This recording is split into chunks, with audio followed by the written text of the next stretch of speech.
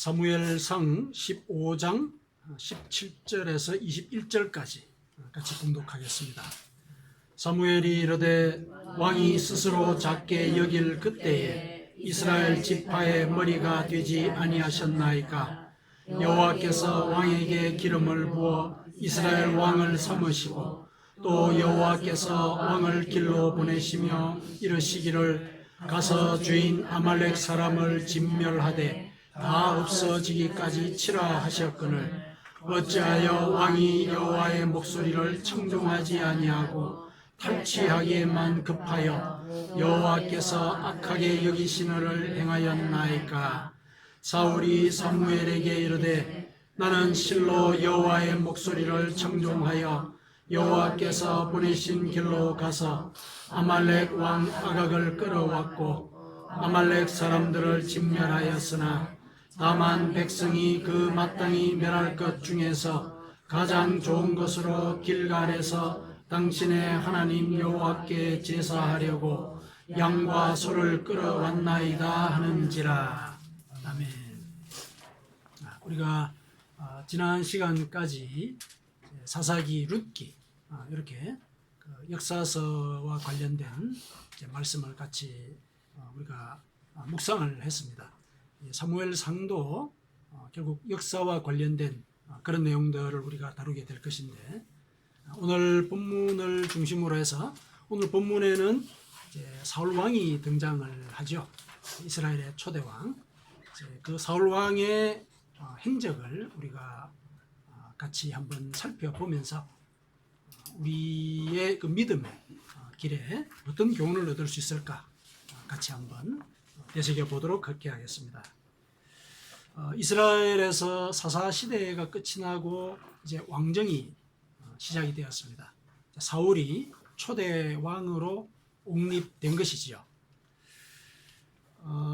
왕이 옹립이 되었다라는 이 이야기는 이제 사사 시대의 그 혼란상의 원인이었던 그 원인이 뭐라고 그랬습니까? 사사 시대의 혼란상의 원인이. 사사기의 기자가 이렇게 얘기를 했죠. 그때는 이스라엘에 왕이 없었으므로 사람마다 자기 소견에 옳은 대로 행하였더라. 이렇게 그 사사시대의 혼란의 원인을 평가를 하고 분석을 했지 않습니까? 왕정이 시작되었다는 얘기는 이 사사시대의 그 혼란의 원인이 제거된 것이죠. 왕이 세워졌으니까요. 왕이 세워졌다. 이렇게 해서 사사시대에는 종말을 구하게 되었고, 사사시대에 그와 같은 혼란상이 실은 그 원인부터 제거된 그런 상태가 되었다. 이렇게 얘기를 할 수가 있습니다. 그런데 사울왕의 행적을 가만히 살펴보니까 사울왕이 굉장히 자기중심적인 그런 사람이에요. 굉장히 자기중심적인 그런 사람이었습니다.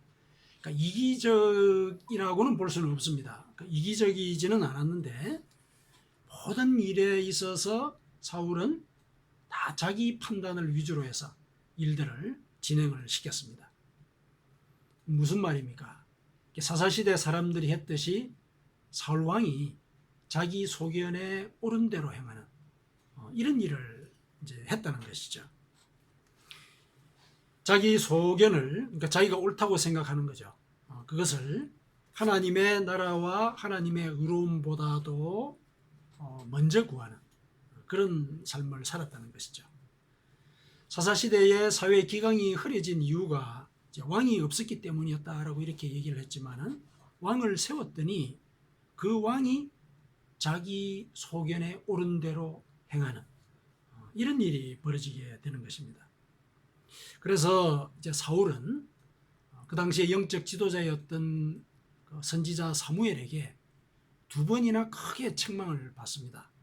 그렇게 하시면 안 된다 하고 이렇게 두 번이나 크게 이렇게 책망을 받았는데, 그럼에도 불구하고 사울은 하나님의 뜻을 깨닫지를 못했죠. 자기가 굉장히 자기 중심적인 성향을 가진 사람이라는 사실을 깨닫지를 못했습니다.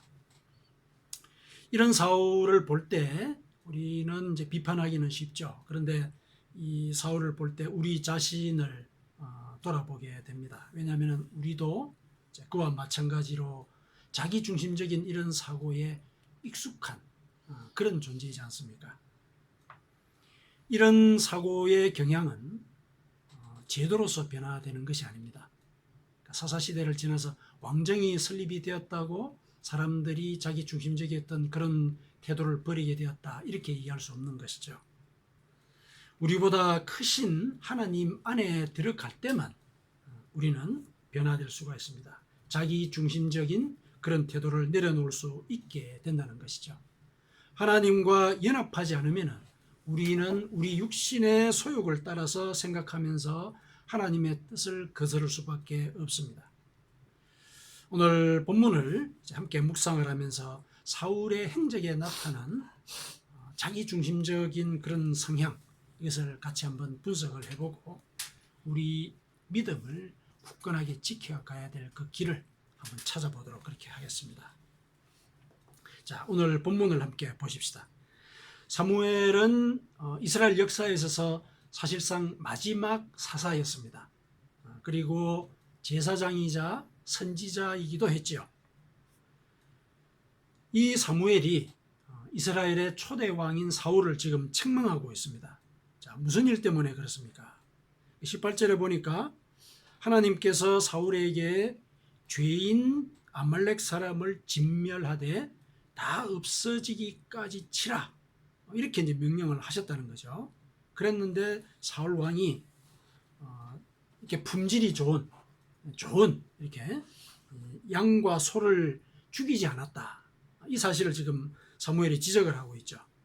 이 아말렉 부족이 누구냐면은 이스라엘 백성들이 출애굽을 할 때 많은 백성들이 이제 광야 생활을 하다 보니까 너무 힘들지 않겠습니까? 이제 늘 걸어 다녀야 되니까, 그리고 먹을 것도 제대로 먹지도 못하고, 그런 상황을 여러 시간 지내다 보면은 아무래도 이제 나이 들고 또 어리고 또 육체적으로 약한 사람들, 이런 사람들이 그 대열의 후미에 처지게 되겠죠. 그런 상황이 이제 이스라엘 출애굽의 과정 속에 이어지고 있었는데, 이 아말렉 부족이 이스라엘 백성들이 자기 부족 지경을 지나갈 때 그 후미를 친 겁니다. 약한 자들을 쳤어요. 그러니까 이스라엘 백성들의 이 뇌리 속에 굉장히 큰 이 아픈 상처를 남긴 거예요. 그 약한 자, 어렵고 힘든 자, 이들을 이 아말렉이 이제 친 것이죠. 그때 이제 물론 대응을 했습니다. 대응을 해서 이제 하나님께서 그들을 격퇴시키도록 하기는 하셨는데, 이 사건은 하나님께서도 기억하겠다, 이렇게 약속을 하신 그런 사건이 되었습니다. 그때 하나님께서 뭐라고 이스라엘 백성들에게 약속을 하셨냐면은 내가 아말렉을 없이 해서 없애버리겠다는 거죠.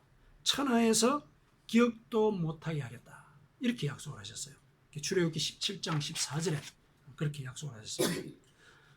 더 나아가서는 아말렉과 더불어 내가 대대로 싸울 것이다, 17장 16절에 출애굽기 그렇게 맹세까지 하셨습니다. 이거는 이제 죄에 대해서 하나님께서 그만큼 이제 단호하신 이제 그런 모습을 보이시는 것으로 우리가 이해를 할 필요가 있습니다. 이제 그 일이 있고 난 뒤에 지금 사울이 왕이 된 때는 약 한 400년 정도의 그 간극이 있습니다. 이제 물론 그 400년 기간의 그 간극은 하나님께서 아말렉에게 회개할 시간 주신 것이죠. 모든 인간들에게 하나님은 이렇게 회개할 기회를 주시는 분이십니다. 그러나 이제 400년이 지난 이후에 하나님께서 사울을 통하여 아말렉을 진멸하라, 이렇게 명령을 하셨다는 것은 상황이 회개 쪽으로 돌아가지 않았다는 얘기죠. 사울에게 아말렉을 명령을 할 때 아말렉 부족 앞에 뭐라고 붙어 있습니까? 죄인 아말렉, 이렇게 붙어 있죠. 여전히 죄를 짓고 하나님 보시기에 옳지 않은 그런 행위를 하는 이제 부족이었다는 것이죠. 그래서 이 아말렉을 이 땅에서 진멸하라. 이 땅에서 진멸하는 건 종족뿐만 아니라 그들의 재물과 그 모든 흔적들을 다 없애라, 이렇게 이제 명령을 하셨던 것이죠. 그런데 그 명령을 사울이 어긴 것이죠. 이 역사적인 그런 의미와 또 죄를 척결하고자 하시는 하나님의 뜻을 사울이 어긴 것입니다. 사무엘은 그와 같은 사울의 불순종에 대해서 19절에 보니까 어때서 왕이 탈취하기에만 급하여 이렇게 지적을 했습니다. 탐욕 때문에 왜 하나님의 말씀을 어기게 되었습니까? 이렇게 지적을 했다는 것이죠. 그 탐욕 때문에 왕이 여호와의 목소리를 청종하지 아니하신 것이 아닙니까? 이렇게 지적을 하신 것입니다. 사울이 사무엘에게 변명을 했지요. 변명한 그 속에 사무엘의 그 지적의 그 의도가 또 암시가 되어 있습니다. 사울이 뭐라고 변명을 했습니까? 백성이 그 마땅히 멸할 것 중에서 가장 좋은 것으로 길갈에서, 길갈은 하나님께 제사를 이렇게 지내던 그런 곳이죠.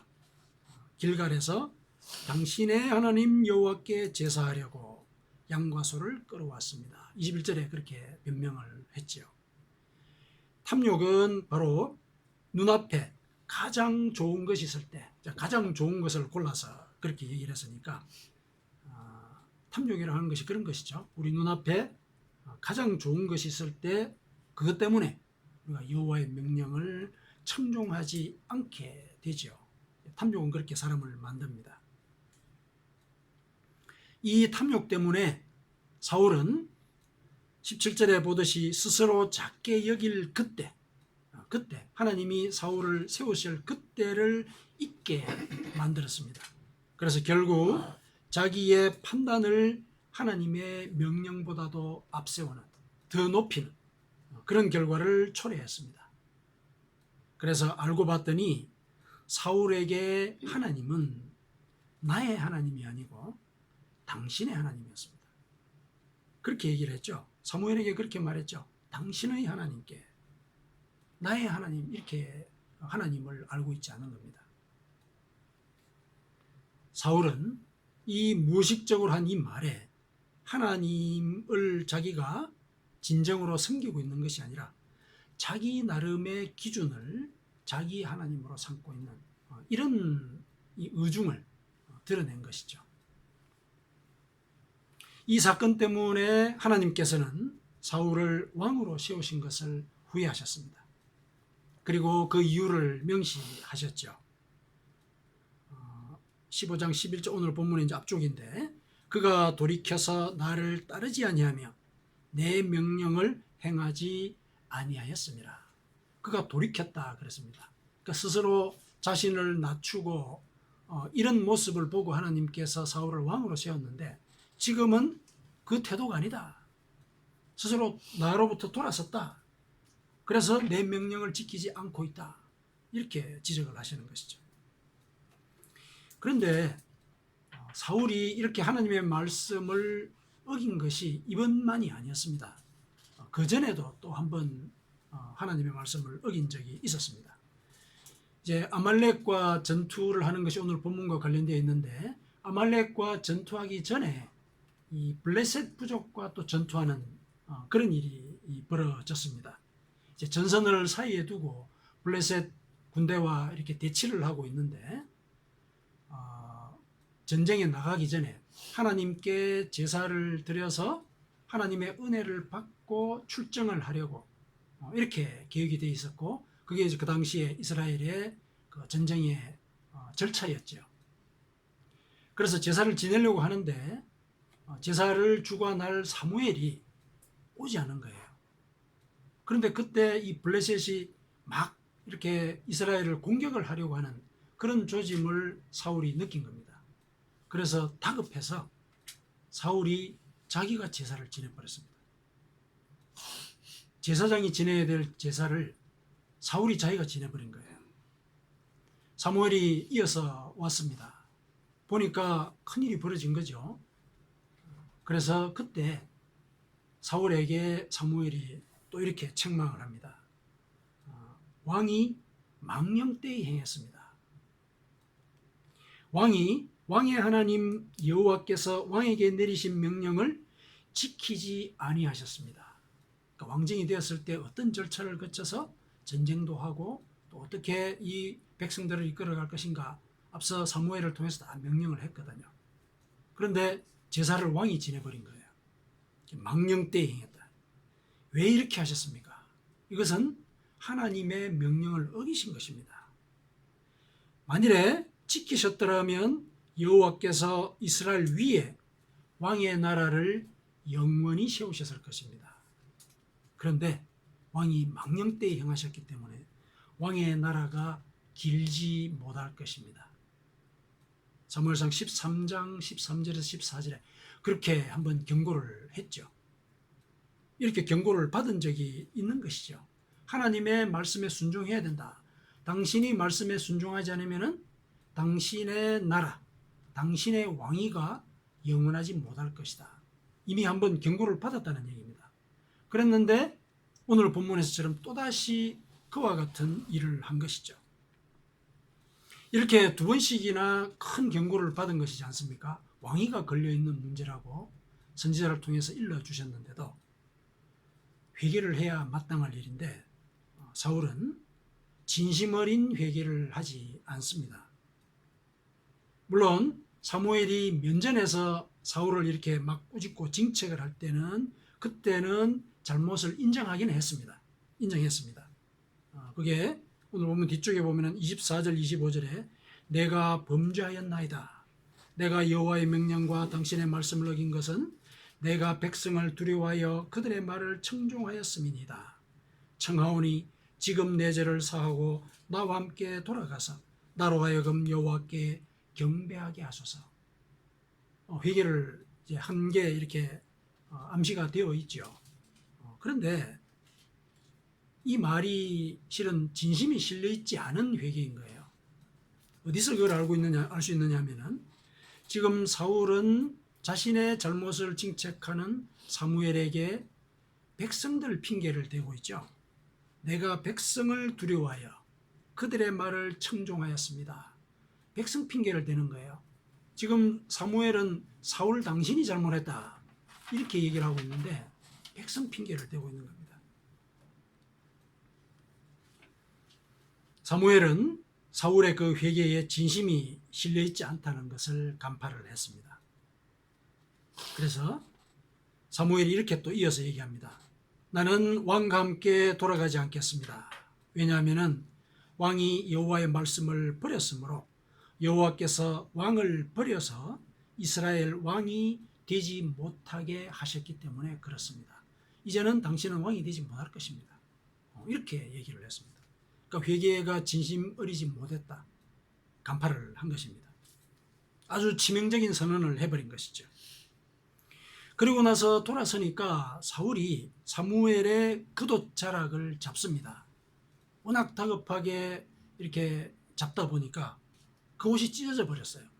사무엘의 옷이 찢어졌습니다.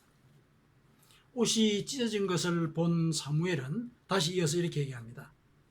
여호와께서 오늘 이스라엘 나라를 왕에게서 떼어, 그러니까 옷이 찢어진 것처럼 이제 이 왕 당신에게서 이스라엘 나라를 떼서 왕보다 나은 왕의 이웃에게 주겠다. 이렇게 선언을 하지요. 하나님이 사울 왕을 버렸다는 사실을 다시 확인시켜 준 것입니다. 옷을 붙잡아서 찢어질 정도였으니까 사울은 굉장히 다급했겠죠.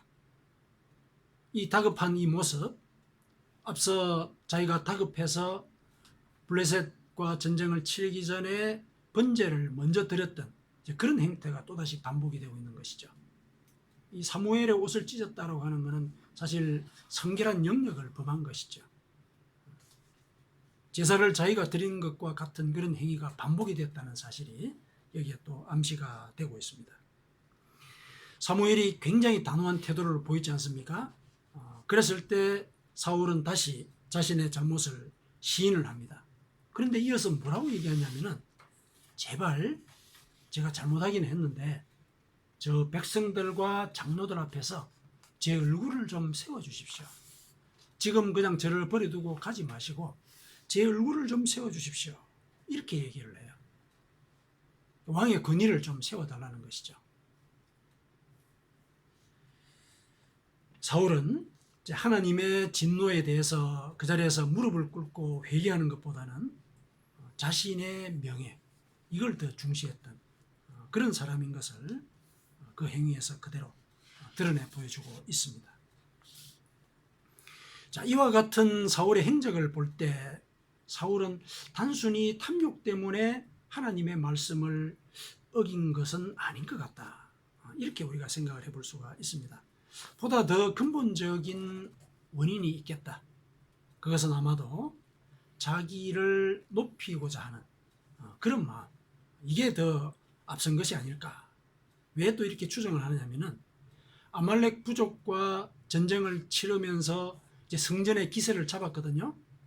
아말렉을 막 이렇게 격파를 해 나갔습니다. 그때 사울이 뭘 했느냐면은 전쟁 중이었어요. 전쟁 중이었는데 뭘 했느냐면은 갈멜이라고 하는 지역에 이르러서는 거기에다가 자기의 성전비를 세웠습니다. 성전 기념비를 세운 거예요. 사무엘상 15장 12절에 보면은 성전비를 세웠다 이렇게 나옵니다. 그리고 이 백성들의 요구에 의해서 아주 좋은 품질의 양과 소를 남겨놨다 그랬는데 사실은 그 짐승들을 남겨놓은 그 이유는 하나님께 제사를 드리기 위해서 그랬다고 얘기했지만은 그 양들은 사실은 양들과 소는 전리품이죠. 자기가 전쟁에서 승리했다는 증거물이에요. 그게 자신의 명예. 이게 사울은 그 전쟁을 치르는 중에서도 그 내리 속에 심어놨던 그런 것들이죠. 그런 이제 욕망이 있었던 것입니다. 자신의 명예를 하나님의 명령보다도 더 우선하고 있죠. 그리고 사무엘이 꾸짖으면서 왕자를 다른 사람에게 넘기겠다 그러지 않습니까? 다윗 같았으면은 그 자리에서 무릎을 꿇고 회개를 했을 것입니다. 그런데 그 말을 듣고 그 다음부터 사울이 한 거는 뭐냐면은 나의 정적이 누구지? 이렇게 생각을 한 거예요. 그렇게 해서 자신의 정적이라고 지목되는 자기가 생각하는 다윗을 죽이려고 자신의 치세의 후반기를 소모를 해버립니다. 거의 그 후반기 동안 국정도 물론 돌보긴 했지만은 성경이 보고하고 있는 그의 행적은 다윗을 쫓아다니면서 다윗을 죽이려고 하는데 몰입을 한 그런 모습을 많이 보여줍니다. 사울이라고 하는 이 사람의 그 행적 속에 이 사람은 굉장히 자기중심적으로 생각을 하고 자기 명예를 우선하는 사람이구나 이런 것들을 느끼게 만들 그런 증거들이 많이 이렇게 군데군데 산재해 있습니다. 애초에 겸손했기 때문에 하나님은 사울을 왕으로 세웠거든요. 스스로 자기를 낮출 때 하나님께서 당신을 높이셨다 이렇게 얘기하지 않습니까? 그랬거든요. 그런데 왜 이렇게 사울이 변했을까요? 왜 변했을까? 백성들 앞에 왕으로 선택이 돼서 옹립이 될 때도 자기 몸을 숨겼던 사람입니다. 그런데 왜 이렇게 하나님의 그 명령을 어기고 이렇게 자기를 높이는 이런 성향만을 보이는 사람으로 변하게 되었을까? 여러 가지 이유들이 있을 수 있겠지만은 성경이 암시를 하고 있는 그 이유는 사울이 그렇게 할 수밖에 없는 그 모종의 상처를 입었다라고 하는 거, 그거를 우리가 성경 말씀을 통해서 찾아낼 수가 있습니다. 사울은 왕이 되었지만은 공개적으로 멸시를 당한 적이 있습니다. 왕이 되면 사람들이 이렇게 영광을 올려드리고 이렇게 막 숭배하고 이런 모습을 보여야 되는데 왕이 되었을 그때 공개적으로 망신을 당해요. 무슨 일이 있었냐면은 사실은 그때 좀 불량한 사람들이 있었습니다. 불량한 사람들이 있었는데 왕으로 선택을 받고 왕으로 선포가 되고 난 뒤에 그 불량한 사람들이 뭐라고 얘기를 했냐면은 이 사람이 어떻게 우리를 구원하겠느냐 이렇게 멸시를 했습니다. 그러면서 예물을 바치지 않았습니다. 이렇게 보고가 되어 있습니다. 그때 사울은 잠잠했다. 이렇게 보고되고 있습니다. 잠잠했다. 이 말 속에 그 복잡한 신경이 느껴지지 않습니까? 그 순간에 자기가 왕인데 왕을 멸시를 했어요. 공개적으로 예물을 바치지 않았던 것이죠. 또 말로 멸시를 했습니다. 그때 잠잠했다. 마음속에 사실은 지금 현재 내가 왕으로서 이들을 짓누를 수 있는 권한을 공식적으로 내가 받았는데 그러지도 못하고 내가 잠잠할 수밖에 없었던 것, 실은 내가 가진 것이 없거든요. 가진 것이 없어요. 무슨 전성의 어떤 이 증거 있는 것도 아니고 왕이 이제 처음 된 상황이잖아요. 그런 상황에서 공개적으로 이렇게 멸시를 당하니까 잠잠할 수밖에 없는 거죠. 아마 뭐 우리식으로 얘기하면 또 그 순간에 앙심을 품었을 수도 있을 겁니다. 분한 마음, 충분히 이제 가능한 일이죠. 그리고 그것으로 그치는 것이 아니라 분명히 왕으로 선포가 되었거든요.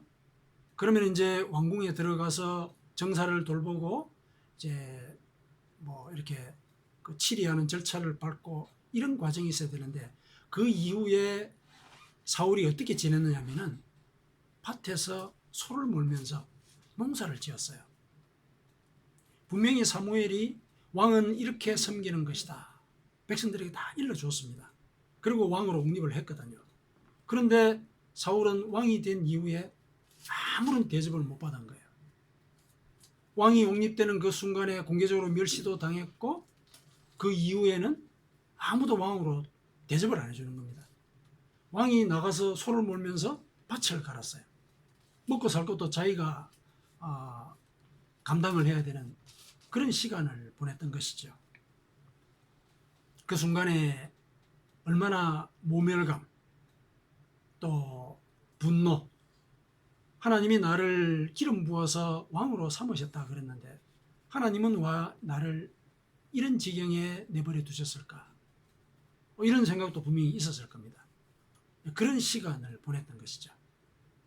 그래서 명예나 권위는 내가 찾아야 되겠구나. 내가 찾지 않으면 사람들이 나를 멸시하고 그리고 나를 왕으로 대접하지 않는다. 그렇다면 나는 내가 왕으로서의 권위를 확인시킬 수 있는 증거들, 이런 것들은 내가 확보를 해야 되겠다.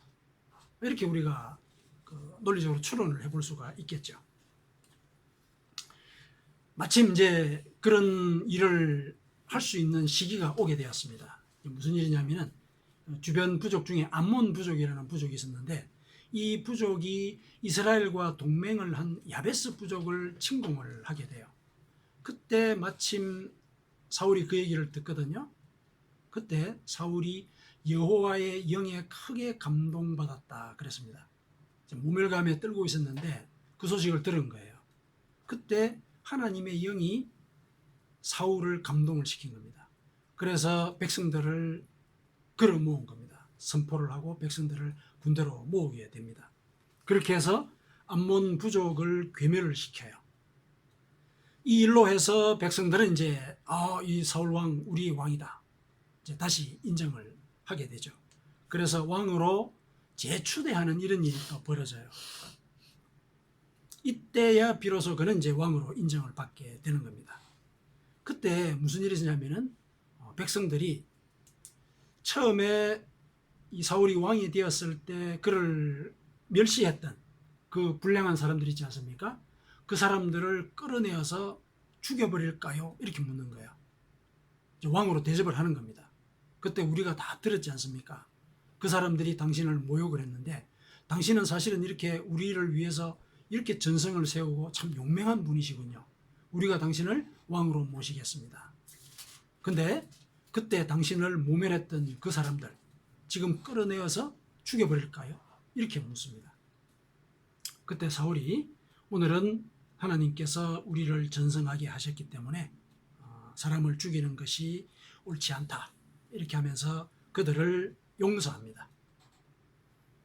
실은 이 순간에 왕으로서의 그 명예를 사람들로부터 확인할 수 있는 기회가 된 것이죠.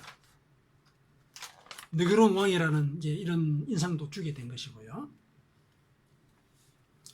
성경이 이 불량한 사람을 지금 두 번 언급한 셈이지 않습니까? 두 번 언급한 셈이에요. 불량한 사람의 존재를 두 번씩 언급했다는 것은 그 불량한 사람이 상징하는 이 사울 왕에 대한 그 모멸감, 이런 것들이 사실이었다라고 하는 거. 이게 이 두 번씩 등장하는 이 말 속에 암시가 되어 있다, 이렇게 보시면 되겠습니다. 그래서 사울 왕이 그 이후에 이제부터는 나의 명예는 내가 증명을 해야 되겠구나, 이런 생각을 더 이제 확고하게 갖게 되는 그런 순간을 그가 이제 경험을 한 것이다, 이렇게 보시면 되겠습니다. 그래서 이제 자기의 이 명예와 또 자기의 판단, 이것이 옳다는 것을 증명하는 것, 그게 이제 사울의 그 이후의 삶의 모든 조건 밑에 깔려 있는 그런 원인과 이유가 되어버린 것이죠. 이 과정 속에서 사울은 하나님께서 자기를 왕으로 세우셨다는 사실, 이걸 잊어버렸습니다. 자신에게 있어서 모든 일의 이 판단 기준, 참조 체계는 바로 자신, 자기의 결정, 이게 이제 되어버린 것입니다. 이와 같은 이 사울의 행적을 우리가 볼 때 그리스 신화에 나오는 나르키소스, 이제 들어보셨을 겁니다. 나르시스라고도 이제 이렇게 얘기를 하는데, 이 사람을 우리가 떠올리게 됩니다. 나르키소스는 여러분들이 아시다시피 호수에 비친 자기 얼굴에 매료되어서 물에 빠져 죽었다, 이렇게 알려져 있죠. 그러니까 신화의 일반적인 내용은 이제 그 정도입니다. 그런데 이 사건, 이 이야기를 다른 작가가 기록을 했는데, 파우나시아스라고 하는 작가가 그리스 이야기라고 하는 책 속에 이 나르키소스의 이야기를 좀 더 음울한 이런 이 줄거리를 가지고 우리에게 들려주고 있습니다. 그 책 속에 보면은 나르키소스는 친구가 자기 때문에 자결하는 이런 이제 경험을 하게 되는 걸로 기록을 합니다. 친구가 자기 때문에 자결을 하게 되죠. 그러니까 친구가 자기 때문에 자결을 했으니까 이 마음에 상처가 생긴 것이죠. 그래서 이제 홀로 이렇게 이제 살고 있는데, 어느 날 호수에 비친 자기 모습을 보게 됩니다. 너무 매혹이 되었죠, 그 모습에. 근데 가만히 보니까 그게 자기 모습인 거예요. 그래서 그도 그 호숫가에서 자결했다, 이렇게 기록을 하고 있습니다. 이게 뭐냐면은 이제 일종의 그 동성애 코드가 있는 것이죠. 자기 친구 이제 남자죠. 남자가 나르키소스를 좋아한 거예요. 그러나 그게 이루어질 수 없는 사랑인 거죠. 그래서 나르키소스의 친구는 자결합니다. 이루어질 수 없는 사랑 때문에. 그리고 나르키소스는 또 자기 얼굴을 보고 자결하게 되죠. 물론 이렇게 자결하게 되는 데는 그 친구가 죽으면서 저주를 남기죠. 너도 너 때문에 죽게 될 거야. 내가 너 때문에 죽게 되었으니까 너도 너 때문에 죽게 될 거야, 이런 저주를 남겼어요. 그리고 그 저주 때문에 결국 나르키소스도 죽게 되는데, 이런 모습들을 가만히 보니까 이 나르키소스의 모습과 사울의 모습이 좀 겹친다, 이런 생각을 하게 됩니다. 자기의 상처에 집중을 하게 되면은 그 상처가 충동질하는 대로 모든 일들을 하게 되는 것이죠. 자기 중심적인 이런 성향을 갖게 될 수밖에 없다. 이거를 이 나르키소스와 사울의 이 두 이야기 속에서 우리가 읽어낼 수가 있습니다. 이 나르키소스의 자기 중심적인 성향, 요거는 심리학에서 자기애라 그래요.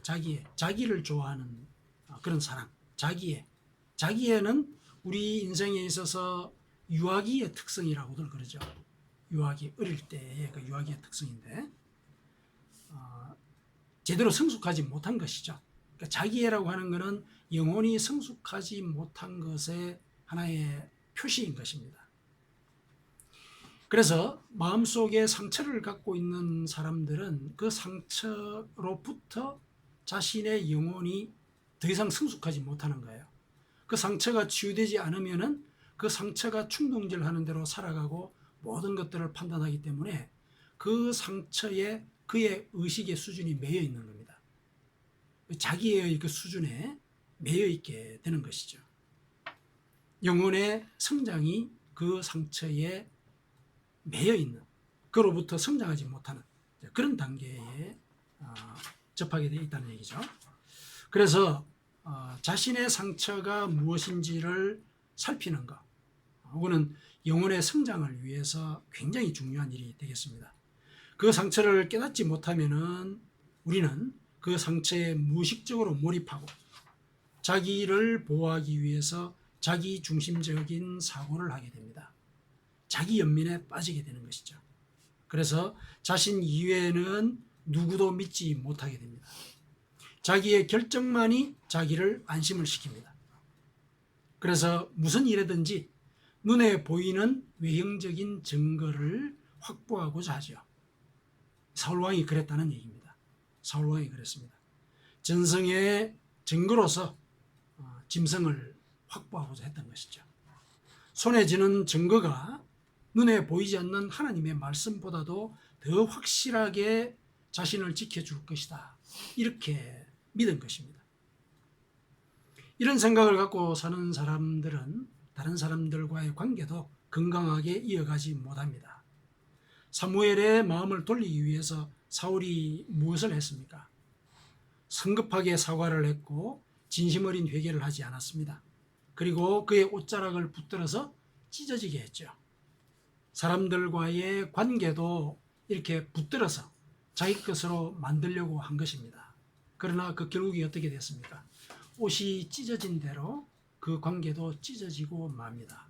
사무엘은 그 이후로 사울을 더 이상 보지 않았다. 성경은 그렇게 증거를 하고 있습니다.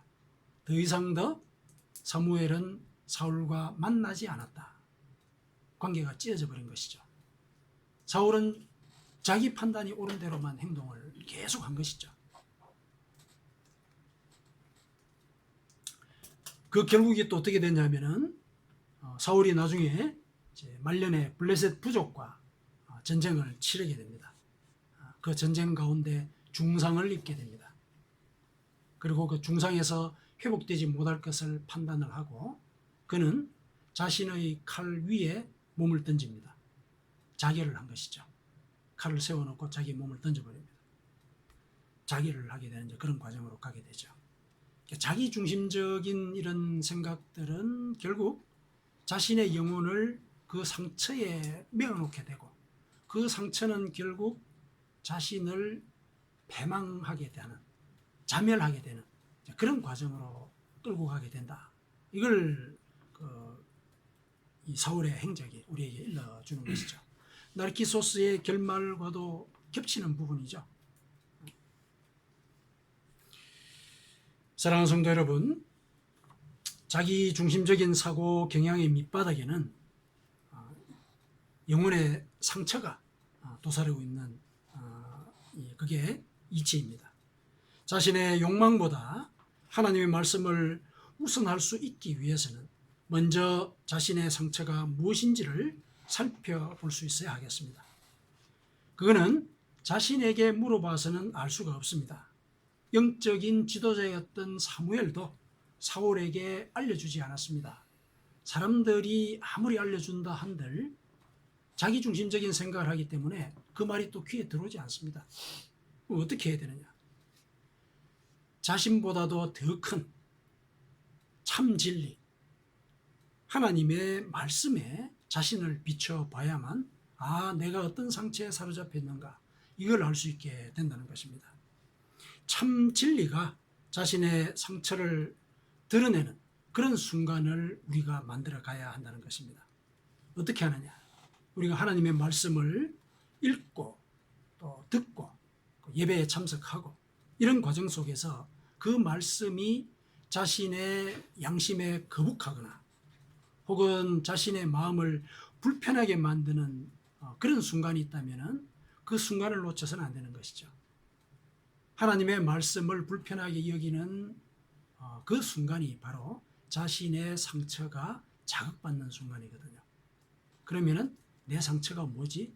저 말씀이 나에게 무엇을 요구하고 있는 것이지? 왜 내가 저 말씀 때문에 마음이 불편하지? 이런 생각을 해야 된다는 것이죠.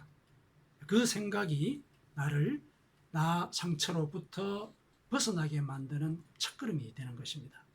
그래서 하나님의 말씀에 비추어서 나 자신을 살펴봐야 된다는 겁니다. 그랬을 때 내 상처가 뭐지?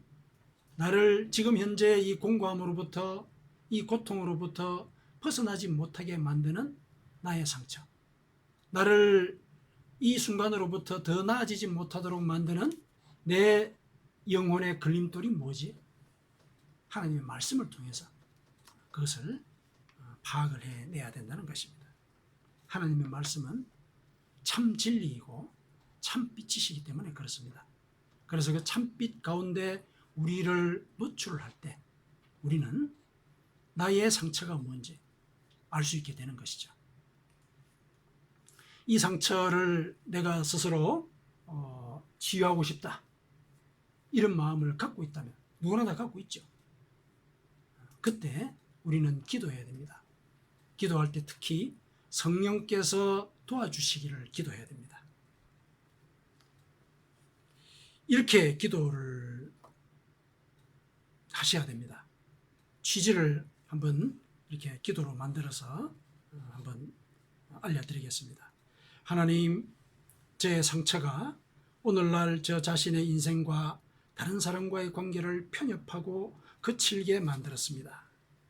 수박이 쪼개지지 않으면 속에서 곰듯이 제 마음은 이유를 알 수 없이 공고합니다.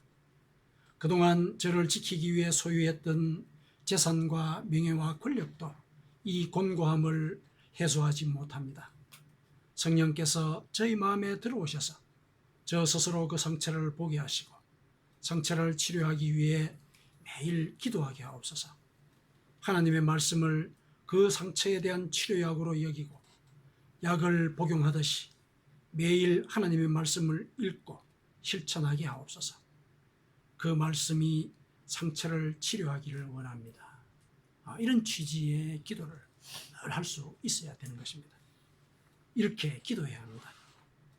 이렇게 기도하면은 성령께서 이 기도를 중보하십니다. 이거는 하나님의 약속입니다. 내가 마음의 아픈 상처를 하나님께 치료받기를 기도할 때 성령께서는 말로 할 수 없는 탄식으로 그 기도를 중보하신다, 이렇게 얘기를 하셨거든요. 예수 그리스도께서도 하나님 우편에서 우리를 위하여 중보하고 계신다. 베드로가 그렇게 목도를 하고 우리들에게도 증언을 하고 있습니다. 우리가 기도해야 되는 것입니다. 우리가 기도를 할 때 우리는 내 중심적인 사고, 나의 삶의 발목을 잡고 있는 그 상처, 여기로부터 벗어날 수 있게 되는 것입니다. 이것이 하나님께 대한 믿음을 지켜가는 길입니다. 아멘.